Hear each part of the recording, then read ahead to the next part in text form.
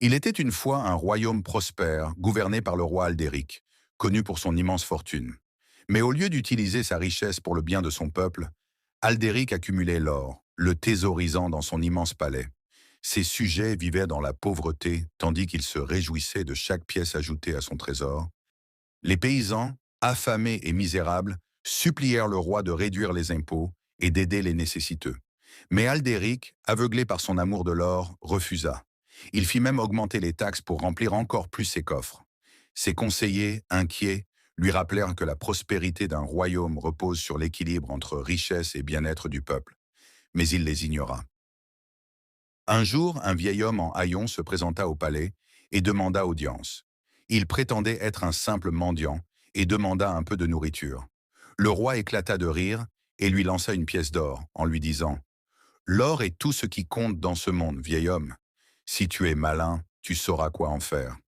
L'homme mystérieux esquissa un sourire et répondit: fais attention à ce que tu désires, ô roi avare. Cette nuit-là, le roi Aldéric rêva qu'il se trouvait dans une salle remplie d'or, mais qu'il ne pouvait ni boire ni manger.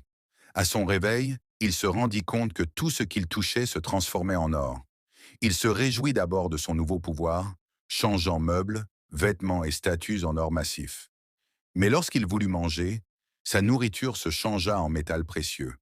Même l'eau se transforma en or liquide à son contact.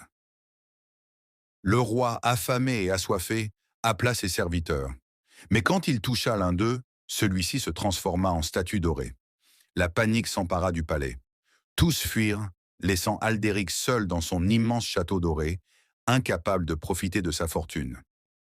Désespéré, Aldéric comprit enfin que la richesse sans le bonheur et les autres n'avait aucune valeur. Il quitta son palais à la recherche du vieil homme. Après des jours d'errance, affaibli par la faim et la soif, il le retrouva près d'une rivière. Le vieil homme sourit en voyant le roi. Alors, ô roi, as-tu apprécié ton vœu? Aldéric, les larmes aux yeux, tomba à genoux. Je comprends maintenant. La richesse ne sert à rien si elle nous prive de l'essentiel. Reprends ce don maudit et je jure d'être un roi juste et généreux. Le vieil homme se métamorphosa alors en un être majestueux, aux vêtements tissés d'or et de lumière, le dieu des richesses lui-même. Touché par le repentir du roi, le dieu des richesses leva la malédiction. Le pouvoir disparut, et tous ceux qui avaient été transformés en or retrouvèrent leur forme normale. Aldéric s'évanouit d'épuisement, mais lorsqu'il se réveilla, il était dans son palais, entouré de son peuple. Dès lors, Aldéric devint un roi juste et bienveillant. Il partagea sa fortune avec son peuple, finançant des hôpitaux, des écoles et des fermes. Le royaume prospéra, non plus grâce à l'accumulation de richesses, mais grâce à la sagesse et à la générosité de son souverain. Un jour, un jeune enfant demanda au roi: Majesté, où est passé tout votre or? Aldéric sourit et répondit: Mon or brille maintenant dans les sourires de mon peuple, dans le pain sur leur table et dans les rires des enfants. Voilà la véritable richesse.